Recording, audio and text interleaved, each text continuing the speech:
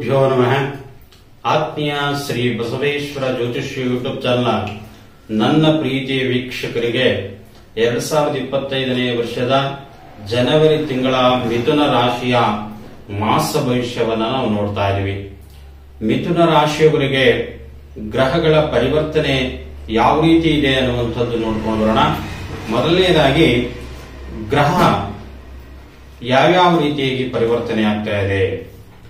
4ನೇ ತಾರೀಕು 1ನೇ ತಿಂಗಳು 2025ಕ್ಕೆ ಧನುಸ್ಸು ರಾಶಿಗೆ ಬುಧ ಪ್ರವೇಶವನ್ನ ಮಾಡ್ತಾ ಇದ್ದಾರೆ.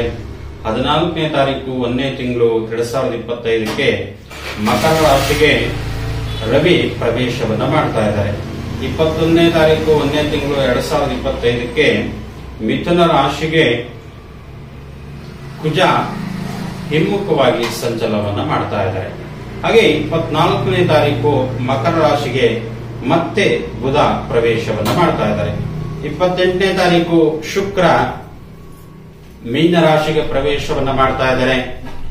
ಯಾವ್ಯಾವ ರೀತಿಯಾಗಿ ಶುಭ ಫಲ ಇದೆ, ಮಿಥುನ ರಾಶಿಯವರಿಗೆ ಯಾವುದರಿಂದ ಎಚ್ಚರಿಕೆಯನ್ನು ವಹಿಸಿಕೊಳ್ಳಬೇಕು, ಯಾವುದರಿಂದ ಸಾಧಾರಣ ಫಲ ಇದೆ, ಯಾವುದರಿಂದ ಲಾಭವನ್ನ ಇದೆ ಅನ್ನುವಂಥದ್ದು ನೋಡ್ಕೊಂಡು ಬರೋಣ. ಮೊದಲನೇದಾಗಿ ಗುರು ನಷ್ಟ ಭಾವದಲ್ಲಿ 12ನೇ ಮನೆಯಲ್ಲಿ ಶತ್ರುವಿನ ಮನೆಯಲ್ಲಿ ಸ್ಥಿತನಾಗಿದ್ದಾನೆ ಗುರು. ಈ ಗುರು ನಷ್ಟ ಭಾವದಲ್ಲಿ ಇರುವುದರಿಂದ ಯಾವುದರಿಂದ ಎಚ್ಚರಿಕೆಯನ್ನು ವಹಿಸಿಕೊಳ್ಳಬೇಕು. ಹೂವ ಮಾರುವಂತವರಾಗಿರ್ಬೋದು, ಅಥವಾ ಹಣ್ಣು ಮಾರುವಂತವರಾಗಿರ್ಬೋದು, ಅಥವಾ ಕಾಯಿ ಮಾರುವಂತವರಾಗಿರ್ಬೋದು, ಅಥವಾ ತರಕಾರಿ ವ್ಯಾಪಾರಸ್ಥರಿಗೆ ಸ್ವಲ್ಪ ಇಲ್ಲಿ ಸಾಧಾರಣ ಲಾಭವನ್ನ ಸೂಚಿಸ್ತಾ ಇದೆ. ಇಲ್ಲಿ ಅತಿ ಹೆಚ್ಚಿನದಾಗಿ ನೀವು ನಿರೀಕ್ಷೆ ಮಾಡಿದಷ್ಟು ಲಾಭವನ್ನ ಸಿಗೋದಿಲ್ಲ ಅಂತ. ಹಾಗೆ ಶನಿ ಕುಂಭರಾಶಿಯಲ್ಲಿ ಸಂಚಾರ ಸ್ಥಿತರಾಗಿದ್ದಾರೆ. ಶನಿಯಿಂದ ಉದ್ಯೋಗದಲ್ಲಿ ನೀವೇನಾದ್ರೂ ಬದಲಾವಣೆಯನ್ನ ಮಾಡಿಕೊಂಡ್ರೆ ಖಂಡಿತವಾಗ್ಲೂ ಕೂಡ ನಿಮಗೆ ಉದ್ಯೋಗದಲ್ಲಿ ತೊಂದರೆಗಳನ್ನ ಅನುಭವಿಸ್ತೀರಾ. ಅಥವಾ ಉದ್ಯೋಗಕ್ಕಾಗಿ ನೀವೇನಾದ್ರೂ ಯಾರೋ ಒಬ್ರು ಹೇಳ್ತಾರೆ ನಿಮ್ಮ ಫ್ರೆಂಡ್ಸ್ ಸರ್ಕಲ್ ಅಲ್ಲಿ, ನಾನು ಆ ಕಂಪನಿಗೆ ಹೋಗ್ತಾ ಇದ್ದೀನಿ, ನೀನು ನನ್ನ ಜೊತೆಗೆ ಬಾ ಅಂತ. ಆದ್ರೆ ಅವರಿಗೆ ಅಲ್ಲಿ ಅವಕಾಶ ಸಿಗುತ್ತೆ, ನಿಮಗೆ ಅವಕಾಶ ಸಿಗಲ್ಲ. ಅದೇ ರೀತಿಯಾಗಿ ಗ್ರಹಗಳ ಪರಿವರ್ತನೆಯಿಂದ ನಿಮಗೆ ಇಲ್ಲಿ ಶನಿಯಿಂದ ಉದ್ಯೋಗದಲ್ಲಿ ನಾನಾ ರೀತಿಯಾಗಿ ತೊಡಕುಗಳು ಉಂಟಾಗ್ತವೆ. ಆದ್ರಿಂದ ಬಹಳ ಎಚ್ಚರಿಕೆಯಿಂದ ನೀವು ನಿಮ್ಮ ಉದ್ಯೋಗದಲ್ಲಿ ಇರುವಂತಹ ಉದ್ಯೋಗದಲ್ಲೇ ಮುಂದುವರಿಸಿಕೊಂಡು ಹೋಗೋದು ಬಹಳ ಉತ್ತಮವಾಗಿರ್ತಕ್ಕಂಥದ್ದು.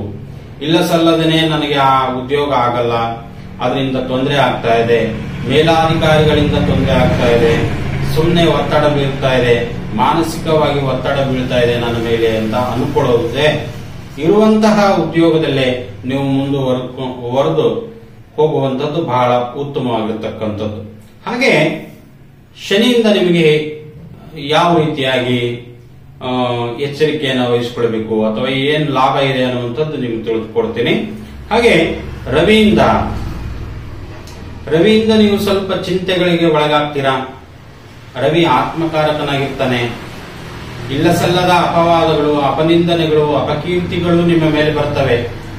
ಅದಕ್ಕೆಲ್ಲವೂ ಕೂಡ ನೀವು ತಲೆ ಕೆಡಿಸಿಕೊಳ್ಳದ ಹಾಗೆ ನಿಮ್ಮ ಉದ್ಯೋಗ ಏನಿದೆ ಅದರ ಮೇಲೆ ನೀವು ಏಕಾಗ್ರತೆಯಿಂದ ನಿಮ್ಮ ಕೆಲಸವನ್ನ ನೀವು ಮಾಡ್ಕೊಂಡು ಹೋಗಬೇಕು ಆಗಿರ್ತಕ್ಕಂಥದ್ದು. ಹಾಗೆ ಯಾವುದರಿಂದ ಲಾಭ ಇದೆ ನೋಡಿ. ಶನಿಯಿಂದ ನೀವು ಕಬ್ಬಿಣ ಮಾರುವಂತವರಿಗೆ ಲಾಭ ಇದೆ, ಸಿಮೆಂಟ್ ಮಾಡುವಂತವರಿಗೆ ಲಾಭ ಇದೆ, ಹಾಗೆ ಹಾರ್ಡ್ವೇರ್ ಮಾಡುವಂತವರಿಗೆ ಲಾಭ ಇದೆ, ಹಾಗೆ ಯಂತ್ರೋಪಕರಣಗಳನ್ನು ಮಾಡುವಂತವರಿಗೆ ಲಾಭ ಇದೆ, ಹಾಗೆ ಕಬ್ಬಿಣ ಅದಿರುಗಳನ್ನು ಮಾರುವಂತವರಿಗೂ ಕೂಡ ವಿಶೇಷವಾಗಿ ಲಾಭವನ್ನ ಇಲ್ಲಿ ಸೂಚಿಸ್ತಾ ಇದೆ. ಇನ್ನ ಕೇತುವಿನಿಂದ ನೋಡಿ, ಈ ಮಿಥುನ ರಾಶಿಯವರಿಗೆ ಏನೇನು ಒಂದು ಕಡೆ ನಿಮಗೆ ನಷ್ಟ ಇದ್ರೂ ಕೂಡ ಇನ್ನೊಂದು ಕಡೆ ನಿಮಗೆ ಲಾಭ ಇದೆ. ಯಾವ ರೀತಿಯಾಗಿ ನೋಡಿ, ಎಲ್ಲಾ ಕೆಲಸ ಮಾಡಿ ನಿಮಗೆ ಮೈಂಡ್ಗೆ ಒಂದು ತಲೆ ಭಾರ ಬಿದ್ದಂಗ ಆಗುತ್ತೆ. ಇಡೀ ದಿನ ನೀವು ಕೆಲಸ ಮಾಡಿದ್ರು ಕೂಡ ಹೊರಗಡೆ ನಾನಾ ರೀತಿಯಾಗಿ ಒತ್ತಡಗಳು ಬೀಳ್ತಾರೆ. ಅದನ್ನ ನಿವಾರಣೆ ಮಾಡುವಂತದ್ದೆಲ್ಲಿ? ನಿಮ್ಮ ಮನೆ, ಸಂಸಾರಿಕ ಸುಖ ಅಂತ ನಾವು ಕರ್ಕೊಳ್ತೀವಿ. ಹೋದ ತಕ್ಷಣ ಮನೆ ಹೋದ ತಕ್ಷಣ ಏನೋ ಒಂಥರ ಆನಂದ ಆಗ್ಬೇಕು, ಆ ಫೀಲಿಂಗ್ ನಿಮಗೆ ಬರಬೇಕು. ಮನೆಗೆ ಹೋದ ತಕ್ಷಣ ನಿಮಗೆ ಸಾಂಸಾರಿಕ ಸುಖ ಚೆನ್ನಾಗಿರ್ಬೇಕು. ಪ್ರತಿಯೊಬ್ಬ ಮನುಷ್ಯನಿಗೆ ಸಾಂಸಾರಿಕ ಸುಖ ಚೆನ್ನಾಗಿದ್ರೆ ಆ ಮನೆಯಲ್ಲಿ ದರಿದ್ರ ಇದ್ರೂ ಕೂಡ ಆನಂದವಾಗಿ ಬದುಕ್ತಾನೆ, ಸುಖ ಶಾಂತಿ ನೆಮ್ಮದಿಯಿಂದ ಬದುಕ್ತಾನೆ. ಒಂದು ಹೊತ್ತು ಊಟ ಇಲ್ಲದೆ ಇದ್ರೂ ಕೂಡ ಸಾಂಸಾರಿಕ ಸುಖ ಚೆನ್ನಾಗಿರಬೇಕು. ಮನೆಯಲ್ಲಿ ಹೆಂಡತಿ ಮಕ್ಕಳು ಚೆನ್ನಾಗಿರಬೇಕು, ಮನೆಯ ಮಡದಿ ಚೆನ್ನಾಗಿರಬೇಕು. ಮನೆಯ ಮಡದಿ ಚೆನ್ನಾಗಿದ್ರೆ ಸಾಂಸಾರಿಕ ಸುಖವನ್ನ ಚೆನ್ನಾಗಿರುತ್ತೆ ಅನ್ನುವಂಥದ್ದು. ನೋಡಿ, ನಿಮಗೆ ಕೇತುವಿನಿಂದ ವಿಶೇಷವಾಗಿ ಲಾಭ ಇದೆ, ಮಾತೃವಾತ್ಸಲ್ಯ ಇದೆ, ನಿಮಗೆ ಮಾನಸಿಕವಾಗಿ ನೆಮ್ಮದಿ ಇದೆ, ದೈಹಿಕವಾಗಿ ಕೂಡ ಆನಂದವಾಗಿದೆ. ಹಾಗೆ ಆರ್ಥಿಕವಾಗಿ ಸಾಧಾರಣ ಲಾಭ ಇದೆ. ಶುಕ್ರನಿಂದ ಕೌಟುಂಬಿಕವಾಗಿ ಸೌಖ್ಯ ಇದೆ. ಹಾಗೆ ನಾನಾ ರೀತಿಯಾಗಿ ನಿಮಗೆ ಹಣದ ನೆರವು ಸಿಗುತ್ತೆ ಅನ್ನುವಂಥದ್ದು ಈ ಸಂದರ್ಭದಲ್ಲಿ. ಹಾಗೆ ರಾಹುವಿನಿಂದ, ರಾಹು ಕರ್ಮಸ್ಥಾನದಲ್ಲಿ ಇರುವುದರಿಂದ ಸ್ವಲ್ಪ ನಿಮಗೆ ನಿಮ್ಮ ಕರ್ಮಗಳನ್ನು ನೀವು ಕಾಣಬಹುದು, ಕಾಡುತ್ತೆ ವಿಪರೀತವಾಗಿ. ಆದ್ರಿಂದ ನೀವು ನಾಗದೇವತಾ ಪೂಜೆ ಪುನಸ್ಕಾರಗಳು ಅಥವಾ ಸುಬ್ರಹ್ಮಣ್ಯ ಆರಾಧನೆ ಬಹಳ ಮುಖ್ಯವಾಗಿರತಕ್ಕಂಥದ್ದು.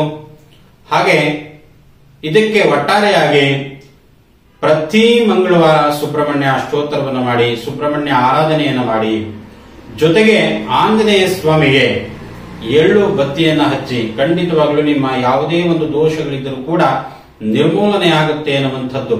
ತಮ್ಮೆಲ್ಲರಿಗೂ ಕೂಡ ನನ್ನ ನಮಸ್ಕಾರಗಳು. ಶ್ರೀ ಬಸವೇಶ್ವರ ಜ್ಯೋತಿಷ್ಯ ಯೂಟ್ಯೂಬ್ ಚಾನಲ್ ತಾವು ಸಬ್ಸ್ಕ್ರೈಬ್ ಮಾಡುವುದನ್ನು ಮರಿಬೇಡಿ ಅಂತ ಹೇಳ್ತಾ ನನ್ನ ನಮಸ್ಕಾರಗಳು.